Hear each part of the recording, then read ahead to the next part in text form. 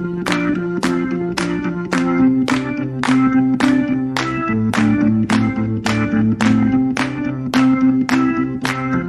guess if this thing comes up short, he can feel it and run it out. All right, here we go. 56-yarder.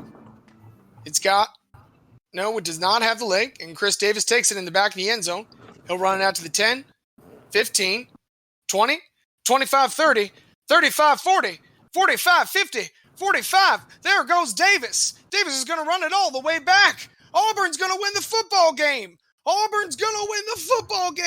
He ran the missed field goal back. He ran it back 109 yards. They're not going to keep them off. Remember that guy, the show where we mine our memories for nuggets of nostalgia about peripheral players, past and present. Thanks for joining us, folks. It's not Chris Davis, the other Chris Davis, or the other Chris Davis. No, it's me, one of your hosts, James.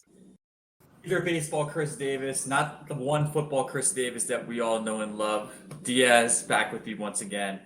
And we have a special guest today that would never put in the backup kicker to try a 56-yard field goal to win the game. Please introduce yourself. That's right. It's me, the guy who is smarter than Nick Saban, the very special guest Xavier. And during that entire intro, all I wanted to do was perform the role of the other radio announcer who just said, "Oh my god! Oh my god!" If you had thrown it in, I'm not gonna lie, I would have absolutely adored it. But that's okay. I'm just happy to have you here, one way or the other. I'm happy to have you both here so we can discuss who is making memories for us right now. So, making memories for me. It's the idea of future memories right now, because this will be the last episode that is released prior to the start of the Premier League season.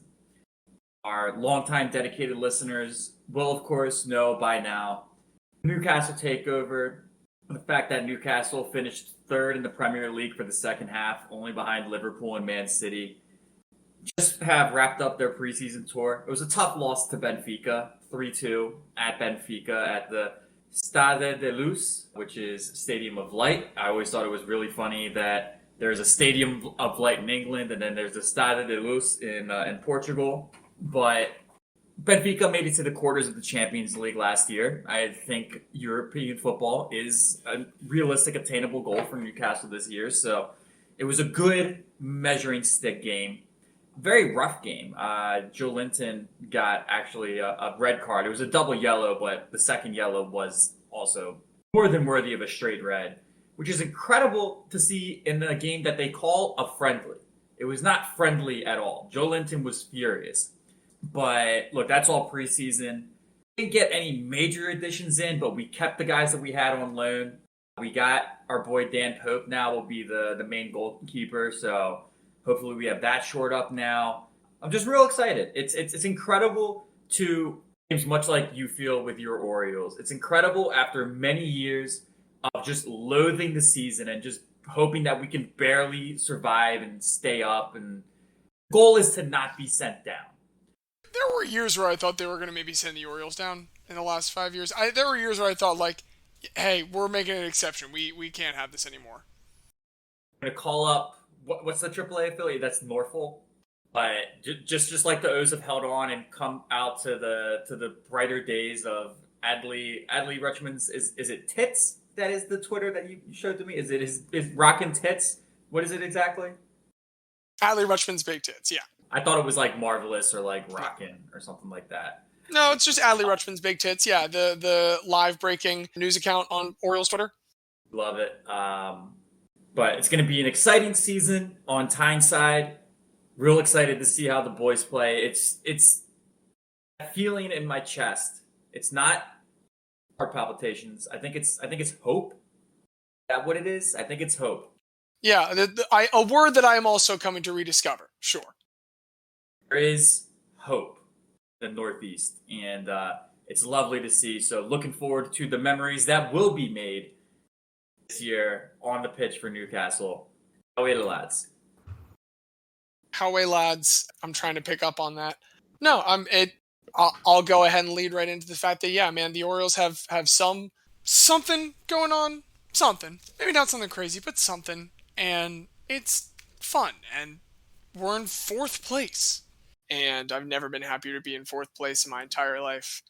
More than that, today was Mo Gabba Day. Or Mo Gabba was the very young and just like very cancer-stricken and disease-afflicted, beloved Orioles fan who would call into radio stations constantly and became, to extend a sort of, I don't want to say mascot necessarily, but an image of Baltimore and that we all rallied around.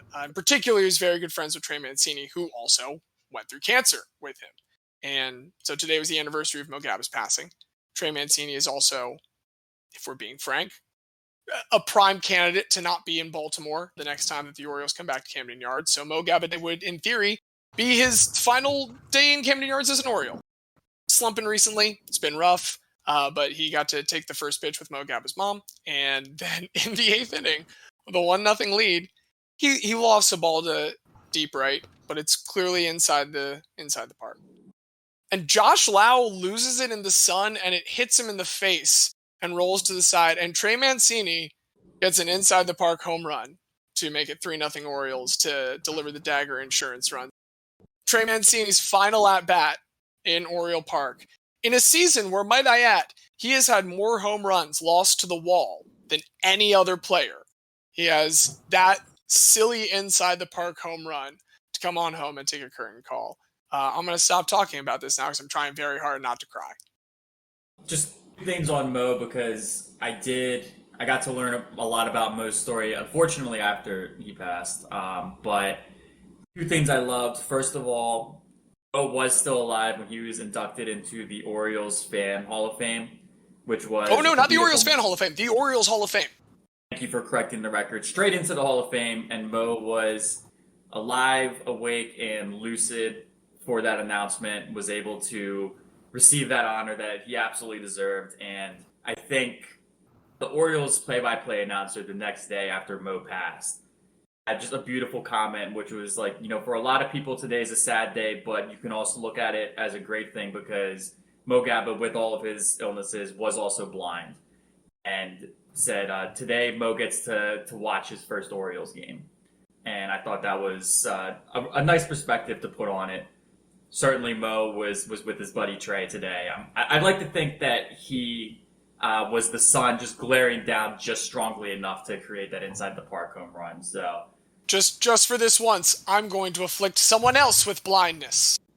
Just momentarily. Yeah. I should clarify, by all accounts, Josh Lau's fine. Yeah, which is good. We obviously never want to see any injuries, but we do love symbolism, and we love when sports seem to have this just silly coincidences that ascribe greater meaning to the sports that we love. Of course, Trey Mancini hits a home run in that fashion on Mo Gabba Day. I mean, it's just too perfect. But I just wanted to just say a little bit more about Mo, because when I learned about Mo's story, I was really touched. So the angel in the outfield, as it were. I think they made a movie called that at one point. But yeah, Mo Gabba, all-time great fan, all-time great guy. So that's Mo Gabba. Before Mo Memories, Xavier, return to you. Yeah, so I just watched 120 plus minutes of Europa Conference League soccer, all in Slovenian, between NS Mura of Murska Sobota, Slovenia, which is near the Hungary border, a small town of 11,000 people, versus St. Patrick's Athletic, the Irish team that I went to go see while in Ireland. And it was come on, you Patties. Fantastic. They are the Saints. I'm so glad that you are now going to become a diehard fan of this obscure Irish football team. You know what? They won on a penalty shootout 6-5. They're into the third qualifying round of the Europa Conference League. If they make it there, then they'll be in the playoff round. They could get into the group stage. There's another Irish team that also made it through the third round called Sligo Rovers. So we could have 2 Irish teams in the group stage of a European competition, albeit the Europa Conference League. But Irish teams are not really good. So the fact that they probably never would have made it if not for this new third competition. And I'm getting in on the ground floor of St. Patrick's. You say that Irish football is just small potatoes. Boo! I liked it. I liked that. No, it was more exciting than you expect watching a WordPress blog video hosting site all in Slovenian would be. So I'm very happy about the Saints.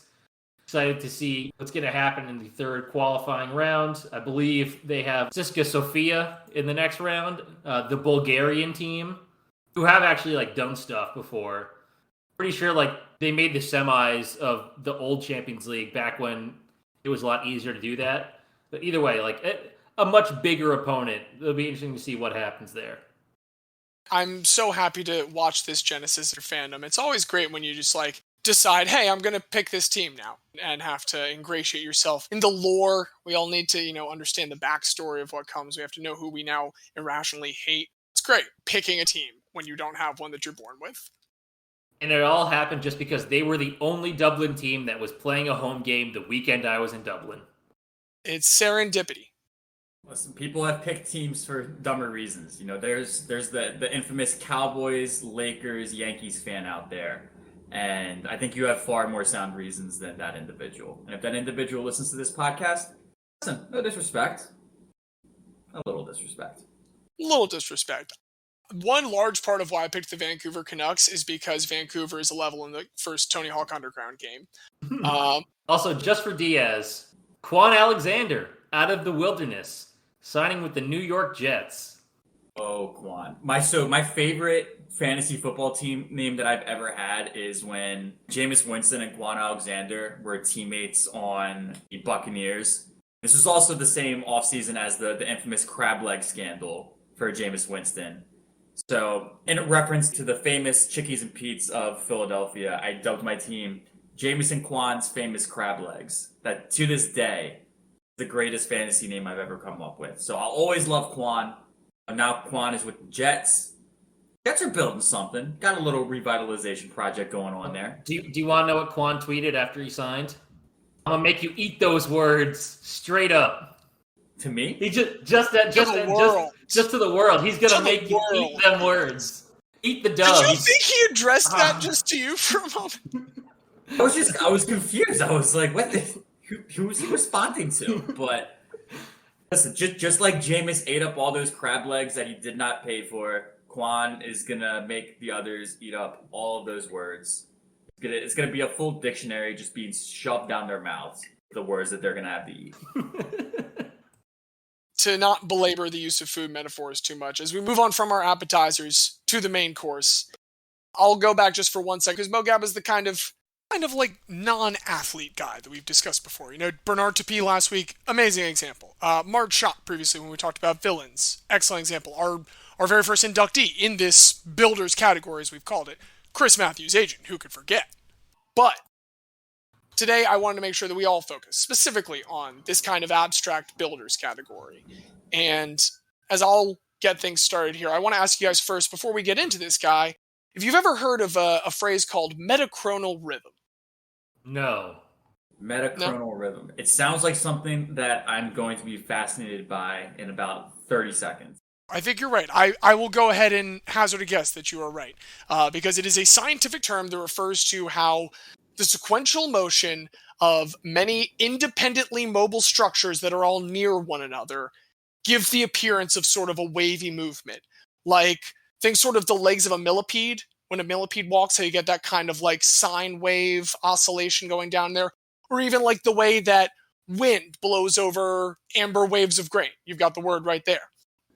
Or you could think about the crowd in a sporting event moving up and down. And so for a moment, take yourselves back to October 15th, 1981. It is Game 3 of the 1981 ALCS between the New York Yankees and the Oakland Athletics. Right now, it's the 5th inning, tied 0-0. And it's a nationally broadcast game. There's 50,000 fans in the Oakland Coliseum, and that is not even to mention the millions watching at home. What everyone is about to see is the first televised example of this audience metachronal rhythm in action. They are about to watch the first televised recording of The Wave. And The Wave is being led by a guy named Krazy George Henderson. And that's what we're going to talk about today. Now, before I say anything else, I want to say yes. I will answer the question on everyone's mind. Krazy is absolutely spelled with a K. So just make sure that you have that in mind. Officially, this is Krazy with a K, George Henderson. No, he was born without the crazy. He is born just George Henderson when he's born in Northern California on May 6th, 1944. During George Henderson's life, a lot is changing in the realm of controlling fan behavior at a game, cheerleading, essentially. Now, cheerleading might be a little bit older than you think, unless you think that cheerleading started in the 1860s, in which case, actually, good guess. You're totally right. 1860s in Great Britain, you've got the first records of, like, football team fan behaviors. Then in 1869, the very first ever intercollegiate football game, that's between Princeton and Rutgers. That's the first time crowds ever get riled into saying "sis boom rah." Then later in 1898, that is the formal recognized date as the beginning of official organized cheerleading. There's a guy, Johnny Campbell, at University of Minnesota. He's really the big figurehead in that. University of Minnesota will also be the first place where women are allowed to be cheerleaders, starting in 1923. 1949 is when, like, the pom-pom comes into existence, so it's still a very fast-growing pursuit during this time. And it's growing alongside another tradition, which is mascots. Mascots also go back, like that intercollegiate football game, to the Ivy Leagues. We go back to Yale, a bulldog named Handsome Dan in 1889. They still have Handsome Dan, it's just Handsome Dan 18 now. And we've also got Uga, the Georgia Bulldog. We've got the horse that USC has, Traveler. We have the live tiger that LSU has, Mike. We've got a pair of bears at places like Baylor and Ralphie the Buffalo at Colorado. A lot of these animals might sound kind of scary and intimidating, and that was the point of the mascot originally, but eventually they're going to move into this realm of 2D fantasy mascots, by which we mean the kind of cartoon logos that some teams start to adopt. And then in the 1960s, there's a major film production company that kind of revolutionizes mascotting. Do you want to guess what that film production company is? It's going to be one that we would know. The Warner Brothers? Good guess. It might be distributed by Warner Brothers. I admit, I did not check that. It's a smaller production company, though. It's actually the Henson Company.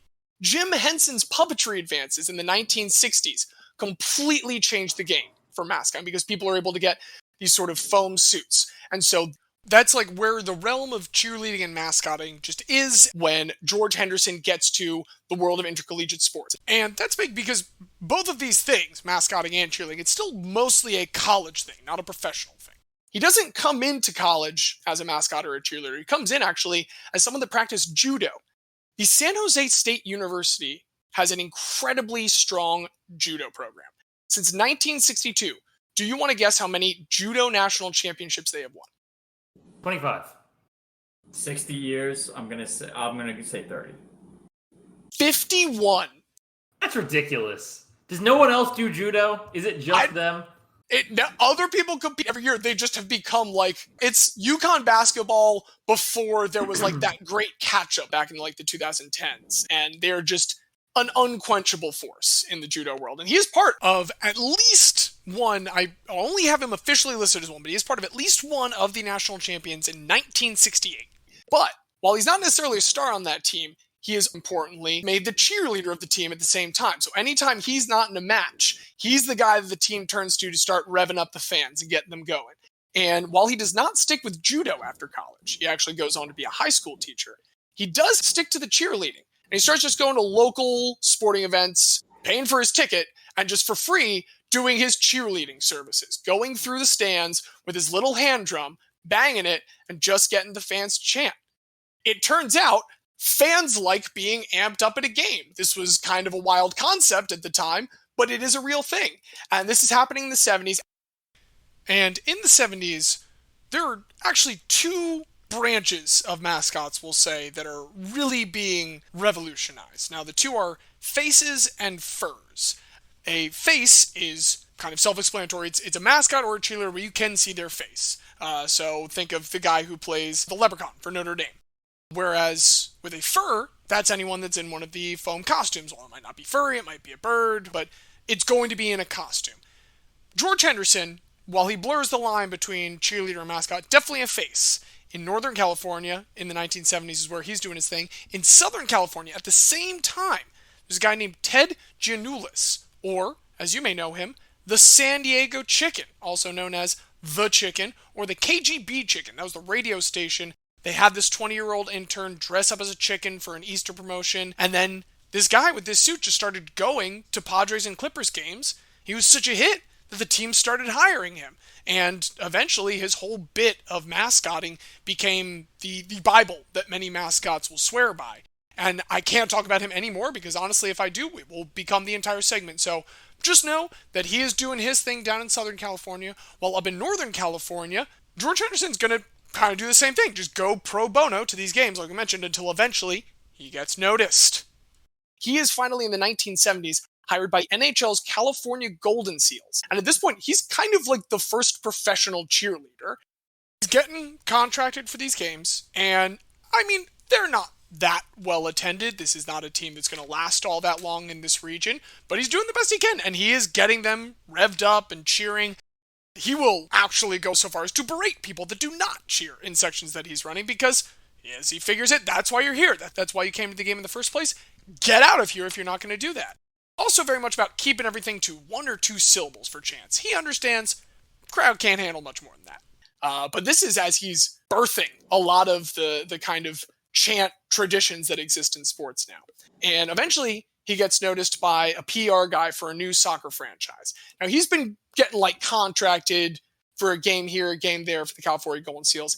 He's told by these guys with the North American Soccer League, who do indoor soccer, going back to indoor soccer just a week later. The San Jose Earthquakes offered to pay him $35 a game. That's about $200 today. And so he gets the 15,000 fans at these games.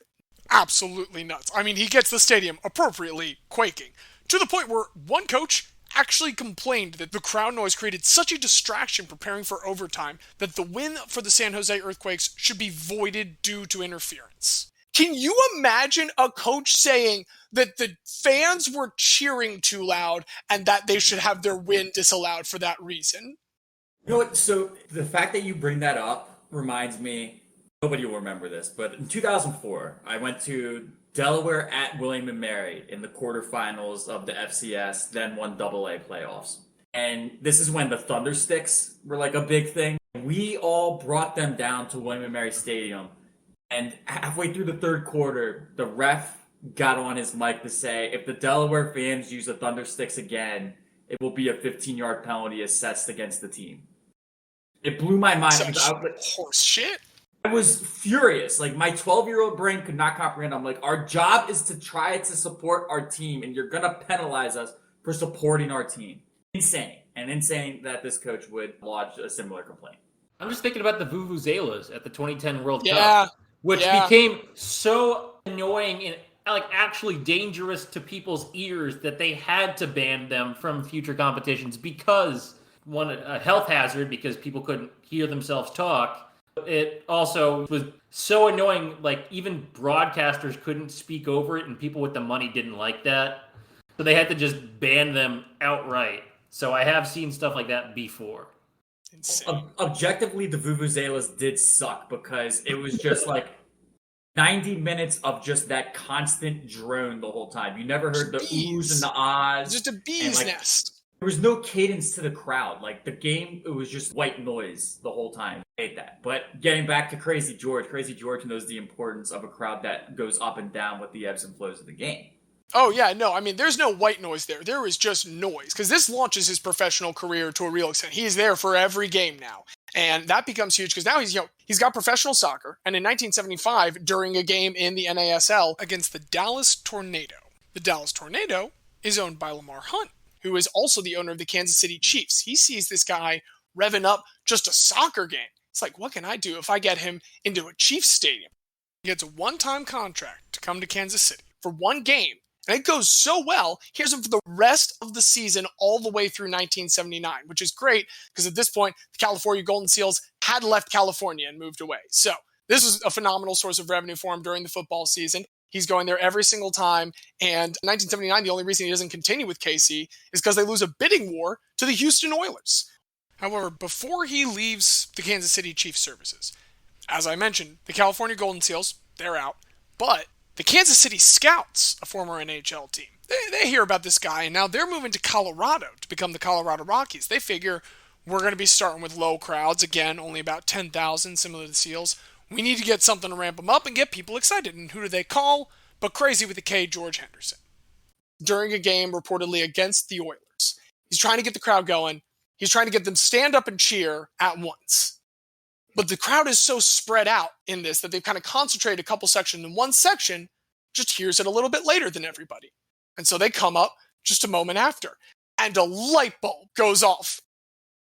He now tries to get this going intentionally. He's trying to get the crowd to move up and down at different times. The problem is, again, not many Rockies fans, and hard to do it with a low number of fans. But the Oilers see this, and they think that he's got something here. And so they actually contract him to come up to Northland Coliseum, their arena at the time, where, again, you've got a teenage Wayne Gretzky, so already the crowd is amped.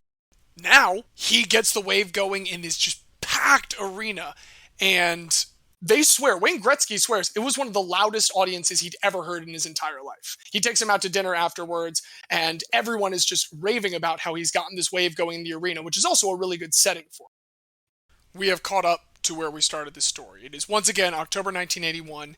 Him being a Northern California guy, he has been contracted by the Oakland Athletics to be here for this ALCS game, and done this a couple times inside a small arena with maybe 20, 25,000 fans.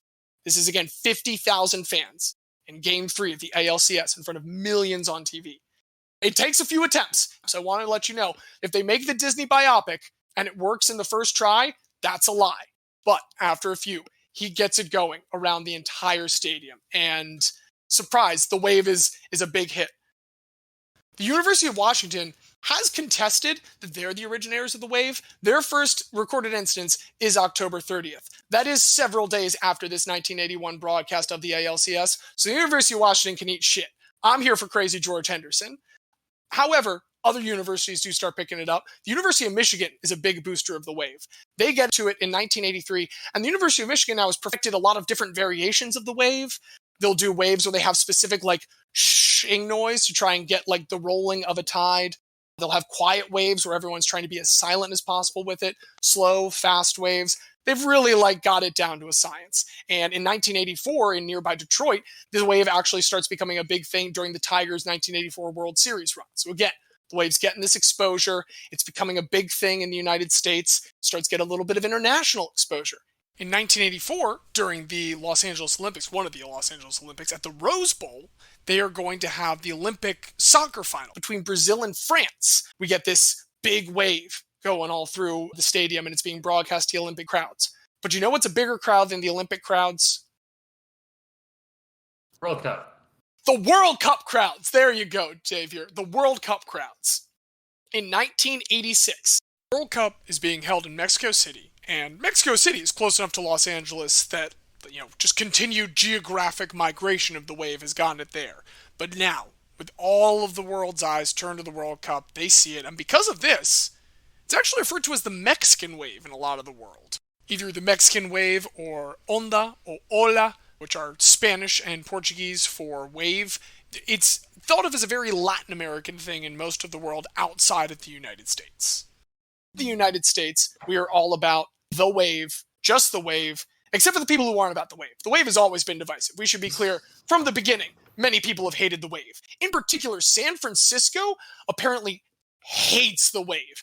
Big reason why? They hate Oakland and they hate Los Angeles. Oakland's where it originates, and then Los Angeles is where it made its international debut. So San Francisco detests the wave. Australia, especially in the world of cricket, also really hated the wave for a while, or at least Cricket Australia, the governing body, did. They tried to actually formally ban it. But then in 2007, they had to bring it back. Their rationale was, drinks are going to get thrown and hit people. And the fans' rationale was pretty much, screw you, we want to do the wave. Finally, one really big one that I remember personally was when the Nationals tried to hashtag kill the wave on Twitter in 2013. Because the Washington Nationals don't understand fun, as evidenced by their current efforts to trade away Juan Soto. Stupid franchise. But the wave lives on. The haters can't stop it. And appreciation of it has grown to actually study of it. Would you guys like to hear about the Hungarian research study on the wave? Of course. So there's a Hungarian research university where a guy named Tamás Vicek, he did a study of this incredibly panoramic, 360 footage of 14 really well-documented waves in Mexican football stadiums, to the point where you can zoom in, check the numbers of people in the sections, all kinds of crazy stuff like that. Bit of a small sample size, but still pretty, I think, interesting information. So for one thing, even in a stadium that big, to start a wave, it really only takes a couple dozen people, like 50 people roughly, should get you there most of the time, it seems. Do you want to guess which direction, clockwise or counterclockwise, the wave goes most of the time? Not all the time, but most of the time. How does the Koriolis effect, Koriolis spelled with a K in honor of Crazy George Henderson, how does the Koriolis effect affect the wave? Counterclockwise. I believe it's counter. It is indeed counterclockwise most of the time, and it travels about 12 meters per second, or 22 seats. Normally about 15 seats wide, and this is largely cross-cultural. Like, these statistics that they're saying, it's going to be about 12 meters per second in America, it's going to be about 12 meters per second in Mexico, it's going to be about 12 meters per second over in Greece, if they're doing it at a Greece football game. These statistics pretty much carry across the world, and it is surely the crowning achievement of Crazy George Henderson. It is without a doubt the biggest moment of his life, but he's not done. He still has a little bit of a story to tell. As I mentioned, the Houston Oilers secure his service at the start of the 1980s. So he is now the guy that has invented the wave. He's with the Houston Oilers, and he is a disruptive force with the Houston Oilers. Chuck Noll, the Steelers head coach, he is just whining about this 9-6 loss that they have late in the season against the Houston Oilers, saying that no one on the field could hear it. And so the Vikings are about to travel to Houston. They call Crazy George Henderson saying, look, we need you to confirm to us that you're not going to be disrupting our game plan. How do you think Crazy with a K George Henderson reacts to this request? I'm going to say he disrupts the game plan. Yeah, no, he disrupts the game plan a little bit. Vikings players cannot hear Vikings quarterback Tommy Kramer. He is just completely blasted out in their ears for everyone. They get beaten 20-16. It is not as close as the score reveals. I do want to make sure we don't feel too bad for the Vikings, because after this, 2 years later, they do hire away Crazy George Henderson. And so he continues to work in the NFL for a little bit, but all good things must come to an end eventually. So 1989, NFL Commissioner Pete Rozelle, one of his very last acts as NFL Commissioner before he steps down, is to make a new rule targeting noise-making specialists that are hired exclusively for the purpose of disrupting play calling. And Crazy George Henderson, I mean, he doesn't mince words. He says, hey, Pete Rozelle had to make a rule keeping me out of the NFL? Well, fine. I guess I can't come to NFL games anymore. But don't cry for Crazy with a K, George Henderson. He has been traveling over plenty of different sports. So we've already talked about him being in some professional indoor soccer leagues. We've talked about him at baseball games. We've talked about him at NHL games. He's also been at USA soccer national team appearances, 1994 World Cup most notably. He's made it to the CFL for the BC Lions in the Northwest Coast area.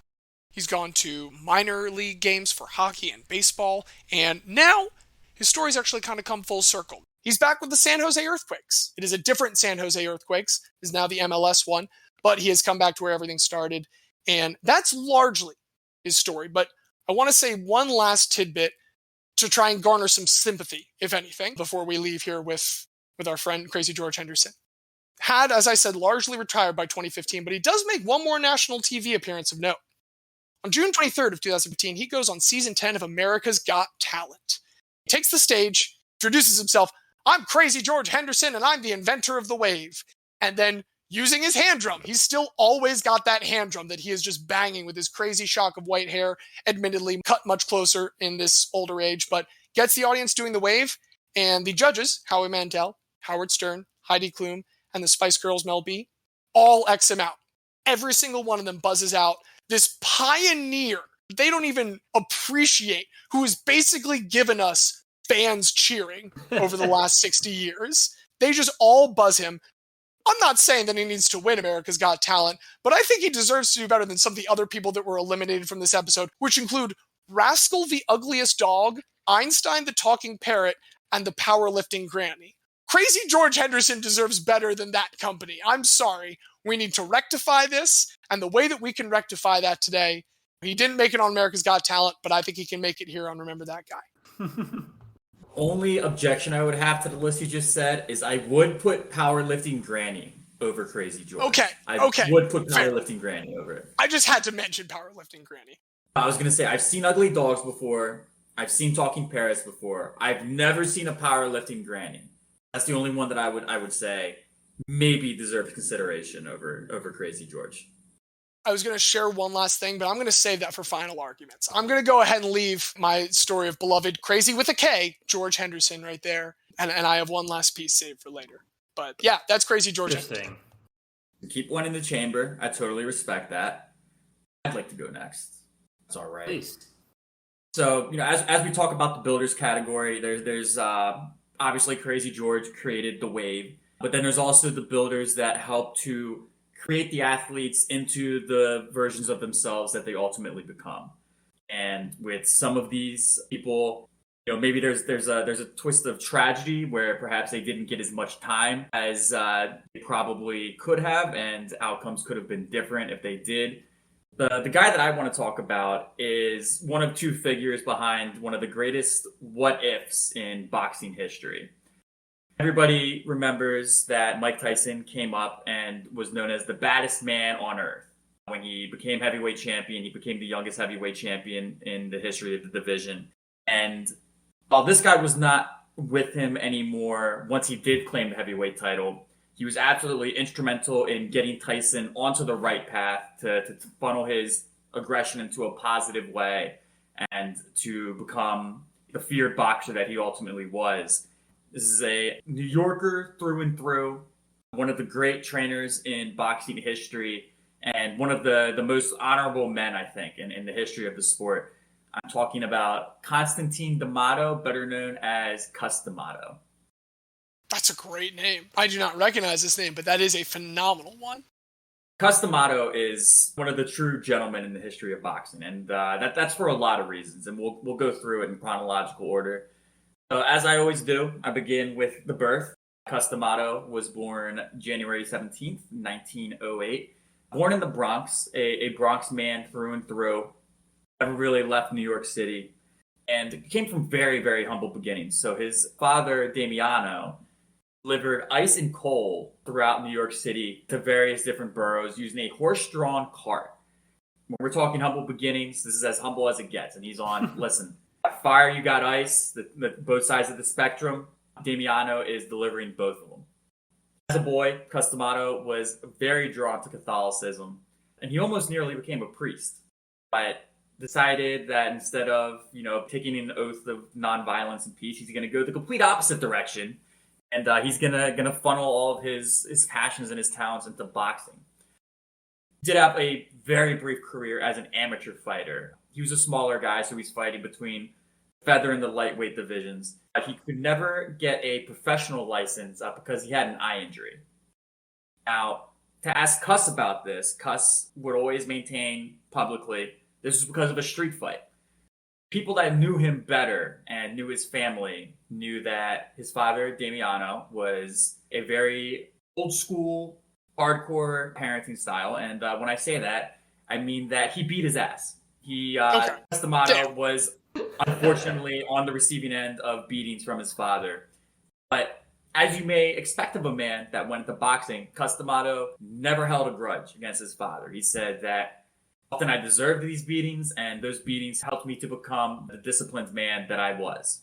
Old school mentality. Man, Catholicism is a crazy fucking drug. It really is. It really is. And I mean, normally I'm an ends justify the means kind of person, but when it comes to beating children, I have to take a stand against that. It's a very brave stand, but that is where I draw the line. But Cus held no ill will towards his father about this. It was just the way things were back then. However, he got the eye injury. He wasn't able to become a professional boxer. So, the age of 22 in 1930, this is when most boxers are really getting their pro careers started and off the ground. Cus is instead focused on helping others to get their boxing careers off the ground. He starts his own boxing gym at Empire Sporting Club. And when I say he lived boxing, I mean he literally lived boxing. When he opened this gym, he slept in one of the offices there. So wake up, open up the gym, welcome in the fighters, send the fighters home, close the gym, get yourself a nice dinner, stay in the gym, go to bed. What separated Cus from a lot of the contemporaries of his time, boxing has taken tremendous leaps throughout history. You can watch a fight from the 1930s, and the technical skills on display they pale in comparison to the skills that you would see from boxers today. And, when it's early in sport, there's a lot of different people that have a lot of different ideas. Cus's idea was the peekaboo strategy. I'll try to describe it as best as possible for our listeners, and I'll kind of pantomime it as we're on video with you two. Peekaboo style is keep your elbows as close to your ribs as possible to protect your body. Put your chin down and bring your fists up to protect your face. So what critics said is there's no way that you can launch any kind of offense from this posture. What Kuss said is, I have a good enough athlete, he's going to be able to get his punches off just as quick. And if he keeps that chin down, protects his ribs, has his fists up high, he's going to be able to protect his jaw as well. So even if punches do land, if you're trying to hook to the ribs, you're going to catch the arm. That's fine. Trying to hook to the jaw, you're going to catch the gloves. That's fine. And then when you see your opening, peekaboo, pop up, boom. You really see this in some of Tyson's early fights, if you watch, where he has that kind of infamous, like he's got that posture and he's kind of like ducking up, ducking under, keeping his head moving, and then once he sees the opening, he's exploding up with his uppercut. You see the peekaboo in its most glorified form with Tyson. But Kuss at the time, a lot of people aren't necessarily sure if they're on board with this, but this is his way. Perhaps inspired by the fact that he had that eye injury, so I've got to take a more defensive posture. But that's Kuss's take on how to box. And it's quite some time before he's able to get any kind of fighter of legitimate championship potential to come into his gym. And a lot of that is because of the corruption that's going on in boxing. Now, boxing today is known as a corrupt sport. Boxing back in the 30s and 40s, I mean, everything was less regulated in the 30s and 40s. You know what I mean? That's true. So the stuff that people were able to get away with back then makes the Bob Arums and the Don Kings of today look like saints. You know, I guess I just always assumed that, much like how I think the level of athleticism and the level of performance in sport is always the highest it's ever been, I guess I assumed that people were just also always getting better at griffs. I just assumed that we were always at the cutting edge of griff technology. But you're saying no, there was a golden age of griffs. There was absolutely a golden age of griffs. So I'm gonna take a brief aside here to kind of dive in on the main object of Kuss's scorn, which was the IBC, which is the International Boxing Club of New York. In the 40s and into the 50s, the IBC was kind of the premier boxing mission. All kinds of different fights are licensed by different organizations. The IBC was one of the biggest ones. And Kuss refused, and this is a big reason why a lot of fighters would leave him, he refused to put any of these fighters into a fight that was sanctioned by the IBC. Something didn't smell right. Something felt wrong. His sense was right. So in 1955, the U.S. District Court rules that the IBC was a monopoly and gives it 5 years to figure out its own dissolution. This can no longer exist, but we obviously can't snap our fingers and make it go away. So you got 5 years. In those 5 years, shit pops off and some shit is realized. So towards the end of the IBC, the U.S. Senate gets involved in an investigation, and they find that one of their major financiers is a man named Frankie Carbo. Frankie Carbo was a member of the Lucchese family mafia in New York, one of the prominent mafias of the time. And he was also a gunman for, can't make this up, Murder Incorporated. That's a great name. That's fantastic. So, did they do murder, or is it like a tiny name for a big guy thing? They did a lot of murder. Okay. Listen, there's mergers and acquisitions, and there's murders and assassinations. They did the second one. They find these ties. They also found that Carbo's wife was on the IBC payroll to the tune of $45,000 a year. And when I went to transfer this, I was very lucky that the inflation rate from 1960 to now is exactly 10 to 1. So $45K back then is $450,000 today. Is the equivalent that they were paying to Frankie Carbo's wife. Some later investigations into IBC led to other members being sent to federal prison in a case that was seen on the court by a young, strapping gentleman known as Robert F. Kennedy, who put the IBC to an end once and for all when he Good sent old the remaining JFK. RFK. RFK. I mean, listen, they were both assassinated, so They were both assassinated. And hey, also prominently Catholic. and prominently Catholic. Listen, Dead Kennedys, unfortunately, it's not just the band, folks. It is the fate of Johnny and Bobby. I just can't believe that the thing that tied them together the most, or that you thought of first, was not that they're brothers, that they were both assassinated. You could have said, no, his brother. He's like, no, they were both assassinated, so it's fine. That is an incredible, initial pull to have. We're on the topic. I just finished talking about Murder Incorporated, so it is kind of at the forefront of the brain at that point. Anyway, that aside, we'll put that away and we'll get back to our main story of Kuss. So Kuss was right. Kuss was right that the IBC was horrifically corrupt. And Kuss, all that was going on, was also looking to form some connections of his own. So he met a woman by the name of Camille Ewald. And he and Camille had a very nice relationship together. They were never married, but they did establish a common law relationship. And she would eventually get Kuss to move out of the boxing gym and to move in with her into her home in the early 60s. Their home became basically a safe ground for just different troubled fighters throughout the area. They viewed it as kind of their purpose in life was to take in these troubled fighters who come from tough backgrounds, Kuss himself coming from a tough New York upbringing. And Kuss would be the father figure and Camille would be the motherly figure. Basically, their division of labor came down to Kuss would find the kids, he'd bring them over, train them, provide that fatherly influence. Camille would do a lot of the housekeeping duties, putting good meals on the dinner table to help nourish these fighters, able to be a listening ear when Kuss's training methods were maybe a little intense, to be that person that the fighters could go to. So that's kind of the relationship that they established. And again, never married, never had kids, no indication of any kind of romantic relationship between the two of them. But they realized that they both had a passion for trying to help these disadvantaged youth, and they thought that the best way that they could do that was by providing that mother-father figure for these fighters. There's truly three fighters that Kuss D'Amato trained that stand out, and we'll start with the first one, which is a name that boxing purists will definitely know. Neither of you may be familiar, but Floyd Patterson was not Joe Louis level in terms of being like one of the early great black heavyweight champions. You had Joe Louis, you had Jack Johnson well before Floyd Patterson. But Floyd Patterson, one of the great black heavyweights, he trained Floyd from the time he was an amateur and took him to the 1952 Olympics in Helsinki, where at the age of 17, Floyd Patterson wins gold. So already has this penchant for taking these young talents and getting the absolute most out of them. And once they return back to the States, they go pro instantly.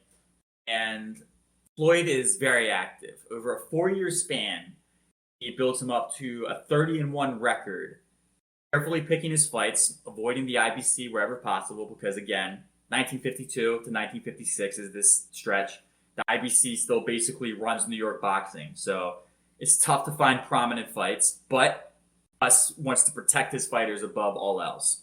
Doesn't want to expose them to any of this corruption. So it takes a while, but on November 30th, 1956, Floyd finally gets a shot at the title. And at 227 of round number 5, he knocks out Archie Moore to become, at this time, the youngest heavyweight champion of all time at the age of 21 years and 331 days. Before Tyson even, he's got Floyd, and Floyd becomes the youngest heavyweight champion of all time. Guides him to 4 successful defenses till he fights a Swedish man by the name of Ingemar Johansson. Ingemar gets a 3rd round TKO victory over Floyd. Third round? He heard. And this obviously doesn't sit well with Floyd, doesn't sit well with Kuss. They immediately activate the rematch clause, and they knock out Johansson in round 5 to reclaim the title. Of course, sets up the rubber match. Doesn't go too differently. This time it takes him 1 extra round. But in the 6th round, he does get that knockout victory over Johansson and has now reestablished himself as a 2-time heavyweight champion.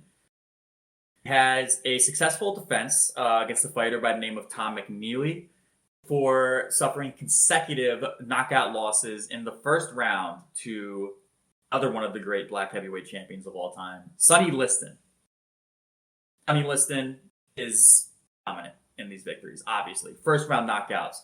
And Patterson's kind of laying some of the blame for this at the feet of Kuss. You know, they've been together for quite on a decade at this point. You know, sometimes the tough old man act, I guess, can wear thin. And he decides that he needs to go his separate ways. So Patterson decides to ditch Cus D'Amato. He would never reclaim the heavyweight championship.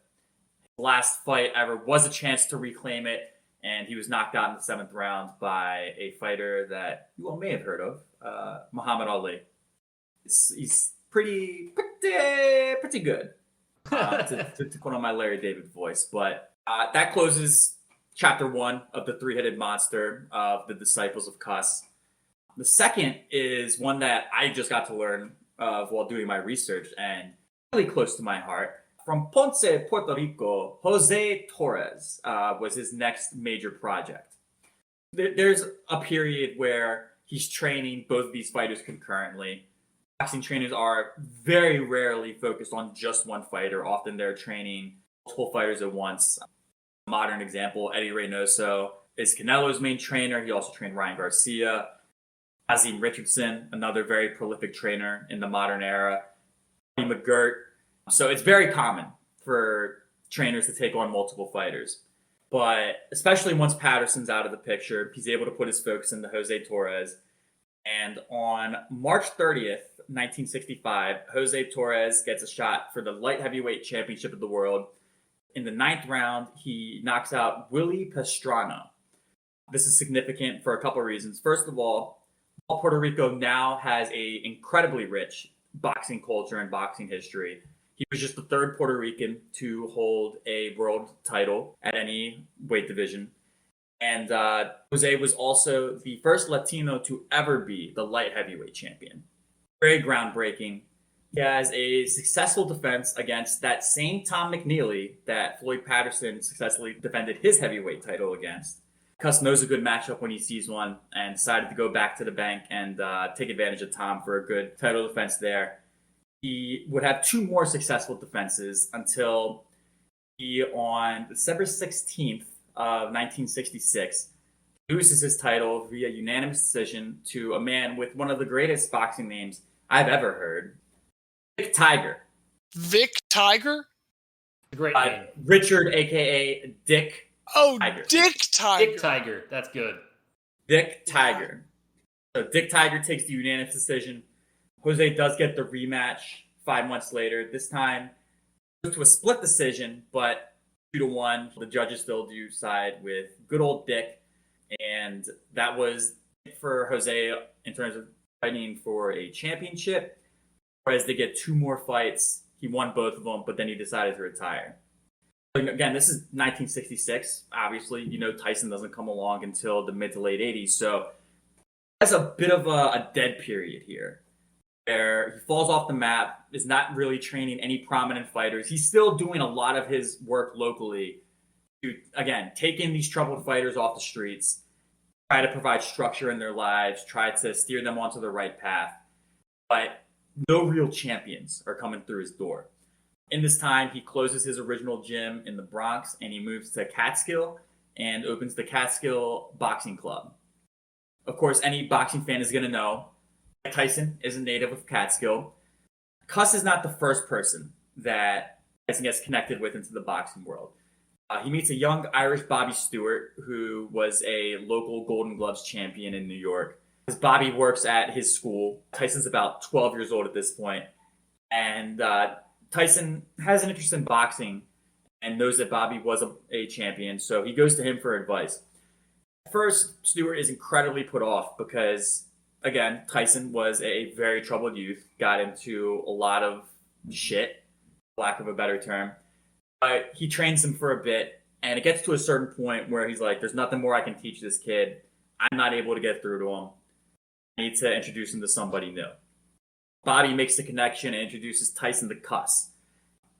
So at the age of 13, Tyson and Cus D'Amato meet.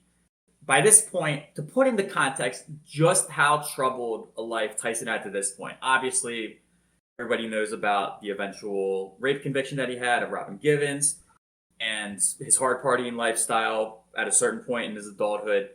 At age 13, he had already been arrested 38 times. Jeez. Now, I'm willing to chop up a decent amount of those to racial profiling, stop and frisk, New York City police has its own legacy there. Getting arrested 38 times doesn't happen to choir boys, for lack of a better term. It's a lot. Incredibly troubled.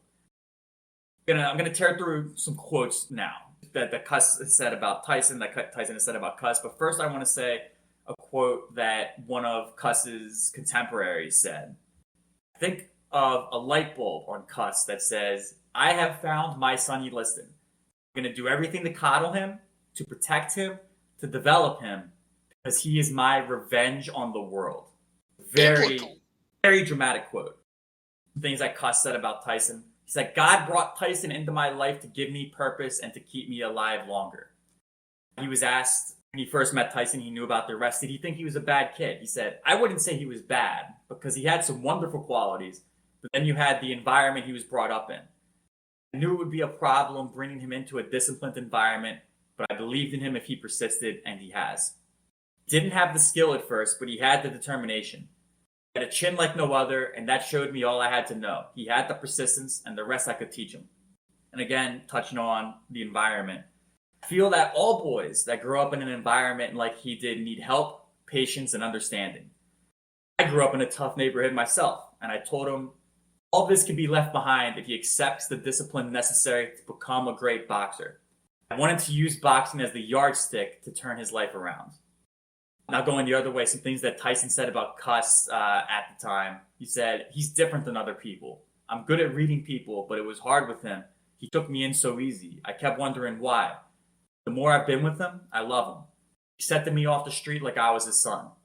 He has a heart of gold. Whatever age you are, he can come down or go up to meet you where you are, and he's just lovely." When recounting their first meeting, Tyson said the first thing that Cus D'Amato ever said to him, "You're going to be heavyweight champion of the world." To all this, again, as much as Cus loves boxing, he just views it as the vehicle by which he can help people. And he knows Tyson is an individual that needs a lot of help. He's some clay that needs to be molded. Absolutely. And Tyson lost his mother. Seeing the problems that Tyson has in his life, he and Camille legally adopt Mike Tyson. So as opposed to this para-parental relationship that he would have with a lot of his fighters, he did literally become the legal guardian of Tyson. After his mother passed away, they knew he needed a stabilizing force in his life. And they're able to provide that. And what else he's able to provide is some incredible boxing training. He trains Tyson throughout his entire amateur career to incredible success. At the age of 15, he goes to the 1981 Junior Olympics and he wins the gold medal. The following year, he defends that medal. So at 15 and 16, he wins gold medals at the Junior Olympics. And in 1984, he takes gold at the National Gold Gloves Tournament. So you need to win your local first, and then you go on up. Essentially, a premier tournament for amateur boxing in the world. He wins gold in 1984. So he's 17 years old at that point. And once he's done that, Cus says, "Okay, kid, you've proved enough. It's time to go pro." They are dominant as soon as they enter the pro scene. Fights with Cus as his trainer. Tyson is undefeated. He goes 11-0 to start his career. All of these are by knockout. 8 of them are in the first round, and 5 of them are in the first minute. So this is food on a platter being served up for Tyson. Absolutely ferocious. Unfortunately, Cus, by this point, a fairly older man. He was 77 years old, and he came down with pneumonia. Before Tyson's able to get his 12th fight, Cus does pass away from pneumonia. So Tyson would then go on, of course, to become the youngest heavyweight champion in the history of the division. Not with Cus formally as his trainer, but using the skills that Cus instilled into him, the discipline that Cus instilled into him, and any person that was involved with Cus and with Tyson. Teddy Atlas is probably the most prominent example of a person that was in that circle to a man. And to Tyson himself, they all say, Kuss didn't pass away when he did. If he was able to stay with Tyson when he became heavyweight champion, if he was able to keep Tyson disciplined, keep his head on straight, how much different would the trajectory of Mike Tyson's life had been if he still had that, not just father figure, the man who was literally his legal guardian. That's how much Kuss cared for Tyson. In the modern days, I would say the general public probably approves of Tyson at this point. Seems like a beloved figure. Hangover movies, I think, probably had a lot to do with that. But I would really encourage all of our listeners. There is about hour-long interview that a reporter did with Kuss and Tyson. They're both sitting next to each other. Tyson's only 18 years old at this time. Just seeing the respect and the reverence and honestly the love that they both had for each other. You can see it in the way that Tyson looks at and listens to Kuss as he's speaking. You can see it in the way that Kuss speaks of Tyson and how proud he is for overcoming his tough background to, at that point, become the reformed individual that he was. It's really a marvel to see. And not even just from that interview, but if you hear Tyson talk about Cus D'Amato today, you cannot get through an interview about Kuss without crying. And this is some 35 years after Kuss has passed. He said through tears in one interview, how did he know that I was the one? He told me discipline is doing what you hate to do, but doing it like you love it, which I think is a really nice quote. Another quote that is not going to be hard at all for you both to believe or for our listeners to believe. He said, I loved him and I was afraid of him. I would do whatever he told me to do. If he told me to kill you, I'd kill you. And he looked right into the interviewer's eyes and pointed at him as he said it. So I don't think any of us have any doubts in our mind that Tyson would be capable of that if he was so instructed by Kuss. But Kuss would never ask him to do that. Kuss only ever asked that his fighters be disciplined, do things the right way, and stay out of trouble outside of the ring. By all accounts, during their time together, that is absolutely the case for Mike. Again, it's great to see today that Tyson seems to be very reformed and reflective on the troubles of his past, but those troubles may have been left in his childhood entirely if Kuss never passed. Two little things to go out on just to state the lasting legacy of Cus D'Amato. First of all, in 1995, he was posthumously inducted into the Boxing Hall of Fame, which is an incredibly deserved honor. And Cus D'Amato Way is the renamed street on which his first boxing gym resides. So they renamed it after Cus D'Amato. One of the all-time great trainers in boxing history, probably the only person that could have steered Tyson onto the straight and narrow at that point in his life when he did. Ultimately, a tragedy that he and Tyson did not get to see out Tyson's professional career together, but by all accounts, anybody in boxing, you talk about which trainer do you admire the most, which trainer do you respect the most. Cus D'Amato is not just boxing royalty, dare I say, he is boxing deity. I would put it on that level. He is absolutely revered as one of the greatest in the sport, one of the truly honorable men, especially in a time when the sport was so filled with corruption, a truly honest voice looking out for the fighters, and whether they were champions like Floyd Patterson, Mike Tyson, or whether they were just some kid on the street that needed guidance and structure. Kuss was the guy that they would go to, and Kuss took that as his purpose on earth to help reform troubled youth through boxing. So loved learning more about him. With so many of these, it's a guy that I know of. I knew Kuss was Tyson's trainer. I knew Tyson loved him, but learn more about him and to learn that really training does seem like it was his mission on earth. The fact that he wasn't able to become a fighter himself, but he was able to impart all of this onto his fighters. One of the greatest things we can do as people is to teach and to pass our gifts on, and Kuss was able to do that. So Kuss is my guy. The strong, principled guy, someone who sticks to his guns, someone who doesn't give in to those corrupt New York politicians that we all detest so much. Yeah, those damn fat New York. cats. Yeah. Just like those bums that stole the original Baltimore Orioles. The zombie Orioles. zombie Orioles that reside in the Bronx today. Speaking of zombie things existing in the Bronx, Xavier, do you have anything to tell us about your guy today? So It's not that you're the zombie; it's that you root for the zombie thing in the Bronx. I do want to clarify. fair You are enough. still of the living. I think. I hope so. I guess we'll find out. So this was a bit of a journey to figure out what I wanted to bring today. So first, I wanted to talk about the guy who invented Pesce Polo after I'd mentioned it last week.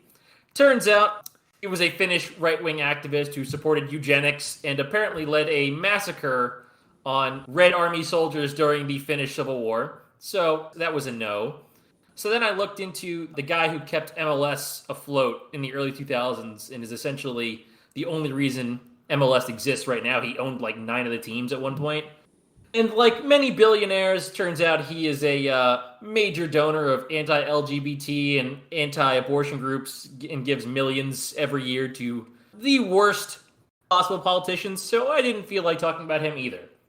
So then I looked at the guy who started ESPN. I was like, this should be fine. Oh no, it turns out he was such a piece of shit that they kicked him out before they even launched ESPN. And then he was later convicted of fraud for multiple other things that he did. So Xavier on an all-time hot streak right now at this point. But then, Three unfortunately's in a row. The fourth time is the charm. And I'm extremely excited to talk about what I did end up going with. But first, I need to ask you two, do either of you know what the definition of a ultra marathon is? I think it has to 50 exceed at least 100 miles. Is it 100? Holy shit. So technically, an ultra marathon, any foot race longer than the traditional marathon length of 26.2 miles. There are 2 main types of ultra marathons. There's timed events, where a race lasts a predetermined time, and whoever crosses the most distance wins. So, for example, there is a runner named Yannis Koriolis, who's also known as the running god or Phidippides' successor, who has the world record for the 6-day ultramarathon, where he ran a total of 644.2 miles over 6 days. What? Huh? Yes. Then there are fixed distance events, where competitors run a predetermined length. The most common are the 50-kilometer, 31 miles, and the 100-kilometer, 62 miles, which are both recognized as official world record events by World Athletics. And then there's the 50-mile and 100-mile. Because of the length and intensity of some of these races, there's a mix of some that are pure road races. They have aid stations and things like that. There are some that have trail and mountain running, where competitors are required to bring their own food and water to keep themselves alive. And others that kind of mix everything together. The people who compete in these types of races are insanely competitive to the point where they're always trying to find something new. And a lot of them turn to making their own ultramarathons. And today, with blackjacks and hookers? Yes, with blackjack and hookers. Today, I want to talk about one of the most infamous ultramarathons in the world, and the man behind it, Lazarus Lake. God, that's a great name. God! So it is a nom de guerre. His birth name is Gary Cantrell, but for the purposes of everything to do with running, he is Lazarus Lake. So all of his notes are signed as Laz or Lazarus or Lazarus Lake. That's very good branding. So I will stick with Lazarus Lake then for the purposes of this. So Lazarus Lake was an accounting student in the 70s at Middle Tennessee State and an avid marathon runner. Allegedly, he finished one marathon that he was running through a forest with shotgun pellets stuck in his leg after being struck by quail hunters who missed their target. In 1979, he wanted a tougher challenge than all the things that he was running, and so he created his own yearly ultramarathon called the Strolling Jim 40-mile race in Wartrace, Tennessee. His goal was to make things as hard as possible. Yeah, what makes the gym rolling? There's really nothing behind the name Strolling Jim. Just a little bit of him being a troll. Lazarus Lake is a troll. A very athletic troll, but a troll. He said after he started the Strolling Jim, 6 or 8 doctors will be in the race, and that sort of surprised me. You think of all people, they'd know better. This Strolling Jim wasn't enough for Lake. So in 1981, he created the Idiot's Run in Shelbyville, Tennessee. The Idiot's Run was a 76-mile race with 37 significant hills. After several runners expressed the desire to run it, he said, quote, "Is there no run so tough as to discourage these maniacs? If we had a 250-miler through hell with no fluids allowed, I'd think we'd get 10 to 15 people." I agree with his estimation. As someone that recently subjected themselves to a 100-plus mile bike ride for absolutely no reason other than I wanted to, yeah, no, he'd probably still get 10 to 15 people for that. A dozen people showed up to this idiot's run, and 2 finished. The next year, in 1982, he extended the run to 108 miles with no flat sections whatsoever. Quote, "The objective isn't so much to see who finishes first, as to simply see who survives the longest distance. I'm confident this is the single grimmest race held anywhere in the world." I mean, you're leaving us in suspense. Did anybody finish? Much to Lake's chagrin, 6 of the 12 runners who signed up that year finished. Oh my god! These fucking masochists. Masochist is used a lot in these. There are ultramarathons that are just called the Masochist's Mountain and things like that. So ever the innovator, Lake wanted to come up with something harder. So he and a friend, Carl Henn, who was also known by the name Raw Dog, were intrigued by Frozen Head State Park in Tennessee, a place that they had hiked many times, and the site of the infamous prison escape by James Earl Ray, MLK's killer, in 1977. Wow. For some background, Frozen Head State Park is a 24,000-acre mountainous state park about an hour outside of Knoxville, Tennessee. The area is so inhospitable that the maximum security prison Brushy Mountain State Penitentiary was located deep in the mountains, with only one way in or out and surrounded by mountains and abandoned mines on all sides. It was thought to be escape-proof. On June 10, 1977, James Earl Ray and a group of other prisoners escaped over the walls of Brushy Mountain and into Frozen Head. After about 50 hours, he was captured, having covered just a total of 2.5 miles as the crow flies. Blake thought he could get further than that. Quote, "I could do at least 100 miles.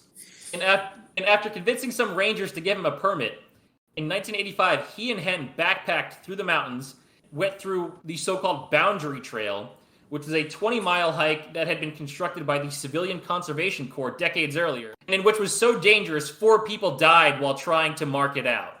He has eliminated the extra difficulty level of having law enforcement chase him, so a little bit of a hollow victory, I think.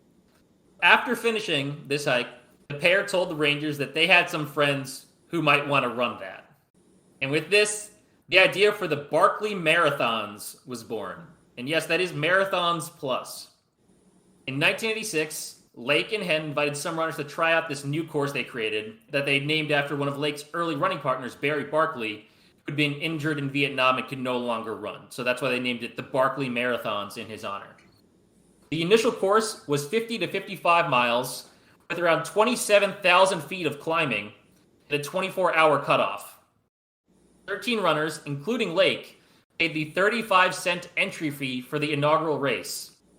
3 runners arrived late and went up the wrong mountain and were out within hours. Lake later said, quote, "There were places where you would come to a pile of tree trunks. Me and Gary Buffington came to one, and we were trying to figure out how to get across. It was on such a steep hillside. Then I had an idea. I told Gary to give me his pack for a second, and he gave me his pack. And I threw it over the top of the trees and onto the other side. And I took my pack and threw it over there too. I said, quote, now we have to get there. We got across." So he's also subjecting himself to all of these? Does he compete in every single one that He doesn't compete in every one now. He's into his 60s at this point. Okay. But he did initially. Only 3 runners even finished the first loop, and no one actually finished the race. Lake called it, quote, a rousing success all around. His sole goal, it seems, is to inflict as much suffering onto willing participants as possible. Yes. He wrote an ultra running magazine. Of course, it is still impossible to run 50 miles on a trail in a day, but if anyone wants to try, we'll be doing it again next spring. I'm a big fan of this guy. Let that just be on the record. This is also from Lake. The best description of the course I've heard, someone told me that every ultra has its signature hill, the nasty one that's totally unreasonable and makes or breaks the race. The Barkley is like all of those hills just put end on end. 1987, 16 runners showed up for what was called Gary Cantrell's excuse for a trail run.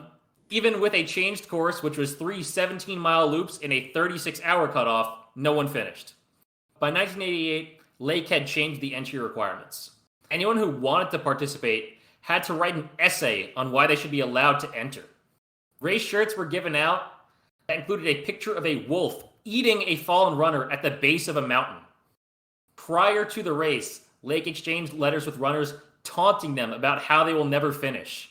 And yet, Frozen Ed Furtaw became the first person to finish a Barkley Marathon with a time of 32 hours and 14 minutes. Oh, with time to spare! With time to spare, baby! But as you should know by now, Lake was not happy about that. He announced that for 1989, there would be an 100-mile option with 50,000 feet of, quote, wonderful climbing and a 50-hour cutoff.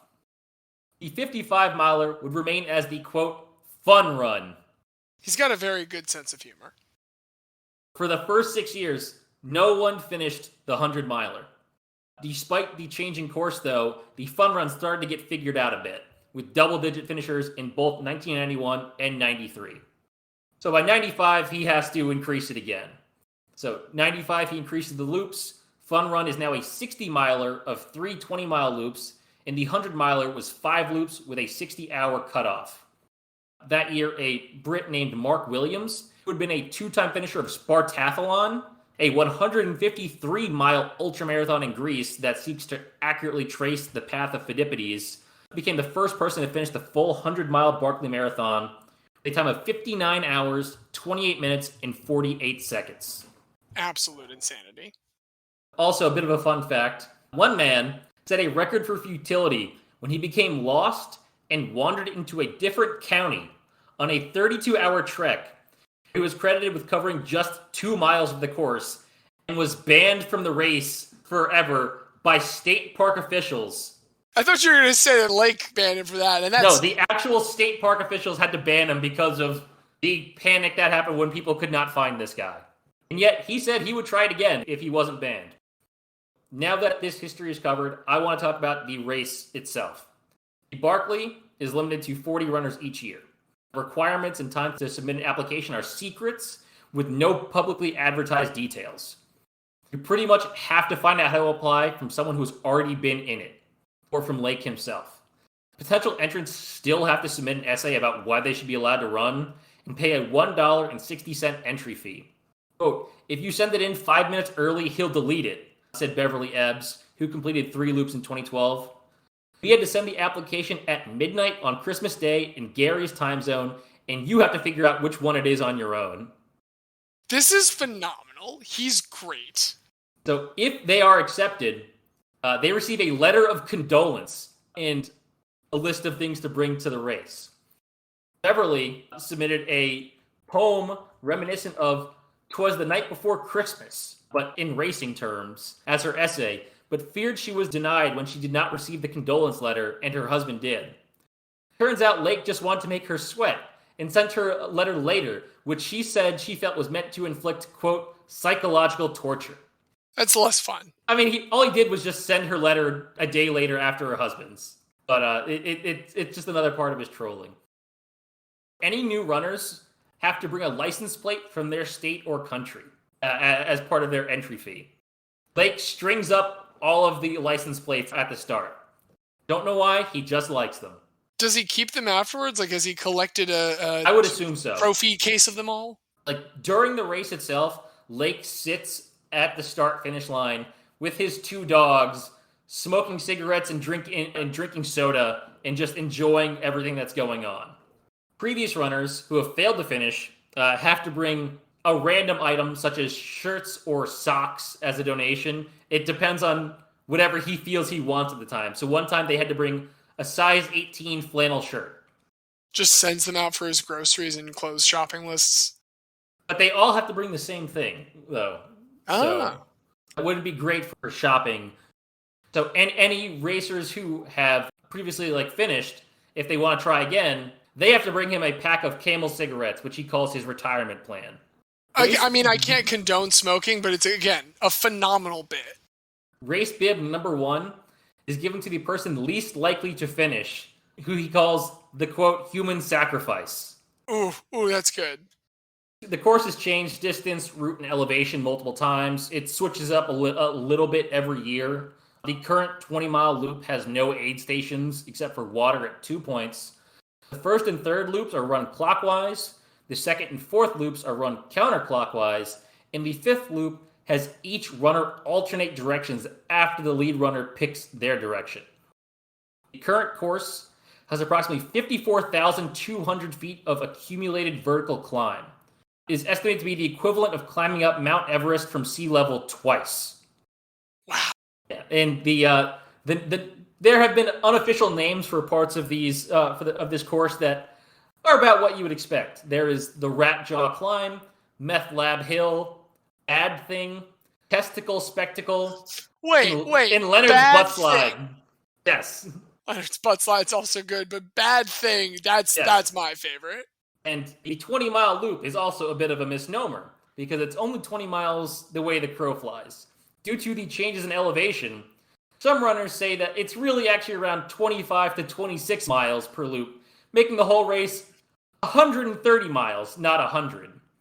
The Barkley can start at any time between midnight and noon on race day, whenever he feels like it. A conch is blown, which signals 1 hour until race start. The race officially starts when Lake lights a cigarette. Incredible. Amazing. So, stupendous. For example, in 2022, the ceremonial cigarette was lit at 6:54 a.m. As a superstition, runners don't let Lake see them running, so they walk until they're out of his line of sight and then start running. What's the basis of that superstition? He knows why you came here. You paid him $1.60. You know what? I'm sure it helped. One person finished, and everyone else started doing that afterwards. But, I guess. So competitors have to run this loop. Additionally, they have to find about a dozen books that act as markers that are hidden around the course. These are books that in the past have included A Time to Die, Death Walks the Woods, Heart of Darkness, and The Power of Positive Thinking. They have to rip out the page number that corresponds to their bib. They get a new bib every time they complete a loop. So that way you ensure they have to go get them every time. The old LucasArts anti-piracy measures where they'd have like the pirate translator. He's brilliant. Brilliant man. Yeah, so no assistance is allowed during any loop. No GPS allowed on the course. Every runner gets an inexpensive watch that counts down from 60 hours. And when a runner drops out, Lake plays taps on a bugle once they reach the start-finish line again. So in the 33 years since the 100-mile Barkley has been in existence, it has been completed a total of 18 times by 15 different runners. 2012 was the only time 3 runners managed to finish, with Brett Monty setting the current course record of 52 hours, 3 minutes, and 8 seconds, followed by Jared Campbell, who is the only 3-time finisher ever, and then John Fegvarese, who is the slowest ever finisher with a time of 59 hours, 41 minutes, and 21 seconds. And it's funny, New York Times spoke to Fegvarese before, who was a PhD candidate in geoscience. Turns out almost all the people who've ever finished have had advanced engineering or other sort of STEM degrees. This seems like the kind of thing that you can't just like train for. You have to have some kind of like special mechanical plan. There's got to be something crafty that you are not telling people. Anyone who finishes this has to have a secret. So John was told that after he finished just before the deadline, he ate an entire pint of Ben & Jerry's chocolate chip cookie dough ice cream that he does not remember whatsoever. And he said, I couldn't walk the next day, so I stayed in the campground for a day and a half. Then I tried to drive home, but after 20 miles, I was falling asleep, so I had to check into a hotel. I slept for 16 hours and missed the checkout time. The Barkley takes everything out of you. I have a collection of quotes from competitors that are just fantastic. The Rat Jaw Climb was an absolute soul-destroying grind from bottom to top, Gary Robbins. I was hallucinating quite badly and practically falling asleep on my feet, Mark Williams. There was no trail and the instructions are hopeless, Dan Baglione, the guy who was banned because he ended up in a different county. Sometimes it's like climbing the side of the Grand Canyon through briars and thick brush. You're having to navigate the small points for ways to the top of the ridge. If you get to the wrong ridge, you're screwed, Charlie Yankel. Then a couple unknown quotes that were put in different books about this. This is not a race. This is a colonoscopy gone wrong. I thought this would be the toughest thing I ever did. It's much worse than that. And then my favorite, this is just meaningless suffering without a point. Okay, yeah, that's very clearly what it's advertised as. Like, good job. That's like saying to Coca-Cola, this is a brown cola-flavored soft drink. So, you would think that, Lake might be satisfied with having created the world's worst ultramarathon. But no, he has made plenty of other races. So in 2011, he created Big's Backyard Ultra. The Backyard Ultra is where a runner has to run 4.167 miles in less than 1 hour and continuously run loops until only one person is left. The length is determined by taking 100 miles and dividing it by 24 hours, so that if you run for a full day, you run 100 miles. In 2020, Courtney Dawalter of Minnesota won by completing 68 loops, which was tying a record. This record was then obliterated by Harvey Lewis in 2021 with 85 loops. That is 354 miles of running straight. Jesus Christ. But, Lake is also a kind man.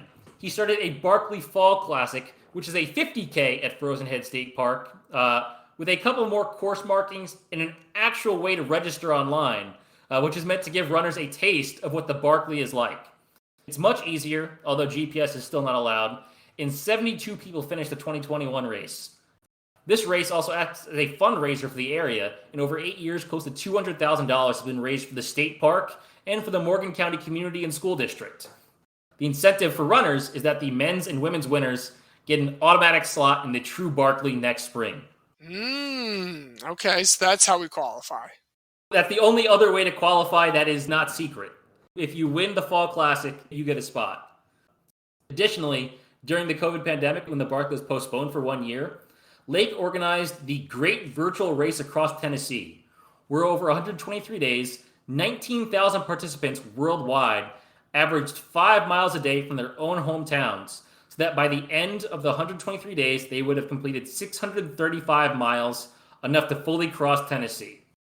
I would also highly suggest going to gvrat.racing, which is the website for that, which is great because there is a tab that is just called Words from Laz, which is blog posts of him trying to hype people up while they're running from home. It is about as abstract as you would expect. Well, I mean, I'm glad that he's doing something like vaguely supportive instead of just hoping actively that everyone that takes place fails. Yeah, it seems like from everything I heard, he's a good person. He just likes to troll people because he is also a masochistic runner and knows that other people are as well. The last thing I wanted to talk about with Lazarus Lake is that in 2018, he decided he was going to walk across America, starting in the water of the Atlantic Ocean in Newport, Rhode Island, and ending in the water of the Pacific Ocean in Newport, Oregon. He walked 3,200 miles over 126 days, 11 hours, 41 minutes, and 57 seconds. He walked from 7 a.m. to 7 p.m. every day and started each day with a Dr. Pepper. Breakfast champions. He was interviewed by Runner's World in Oregon, where he said, quote, "The most exciting day is always today, and the most interesting place is always where you are. The world is very different at walking speed. It's been an adventure every day." I do agree. I mean, that's like the same kind of mentality that makes me do something stupid like bike 100 miles. It's a way to slow down. It is a way to really appreciate the world. And even if you're doing it in a very masochistic sense, it's pretty neat. Yeah, so that is Lazarus Lake. He does wish that he had done that earlier, so he could have jogged it instead of walked, because he was already in his 60s. Did talk about how good it was to try out milkshakes in local establishments all across America, because he loves milkshakes.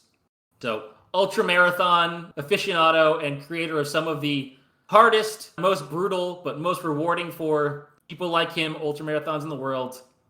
That is Lazarus Lake. Absolutely fascinating. It definitely, as we head in, I know, Diaz, that you are 100% locked into Kuss, and that leaves you and me with a lot of decisions. Now, I don't want to play around here too much. I promised one more bullet in the chamber. If I may make my final argument for Go ahead. Krazy with the K, George Henderson, I mentioned, of course, that he went to San Jose State University and that one of the judo championships he won, one of their 51 in the last 60 years, one of those judo championships was in 1968. He was in the same San Jose State University athletic program as a couple of people we've talked about.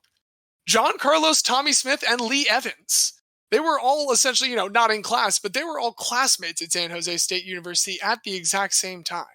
And that's my last little just... How is Lee Evans? Isn't Lee Evans way younger football than... Lee Evans, track Lee Evans. Okay, yes, okay. The only... No, not a somehow ageless 50-year-old man who dropped a pass. I would hate Lee Evans a lot less for dropping a pass in the AFC Championship game if he was indeed 50 years old. Fair enough. I am all in on Lazarus Lake. He's just the best. He is a masochistic ultramarathon runner who decided to make the most masochistic ultramarathons in the world just for people like himself, hoping that no one else would do it. Whenever anyone finished it, he said, okay, I'll make it harder. And people still try to do it. And he's just made that his life now. And I love that so much. If you feel that strongly about Lazarus Lake, here I am relating my own recent stupidity to the exact stupidity that Lazarus Lake appeals to. We talked about serendipity earlier with you and your now beloved St. Patrick's team. Now that we've discussed that and you've brought this endurance sport masochist to the table immediately after that, I think that I would be foolish to fly in the face of such serendipity. I think, Xavier, I'm going to have to side with you on Lazarus Lake. I'm sorry, Diaz. I am sorry. I like Kuss a lot. You know what? Maybe if Kuss was spelled with a K, that could have won me over. But in the end, Lazarus Lake does have a K. And so, you know what? Xavier, why don't you go ahead and do the honors this time? Welcome your boy in for such a good pitch. You know what? Lazarus Lake, I'm sure you're never going to hear this. And even if you did, you'd probably write us a message saying, don't let anyone else know that, the Barkley exists.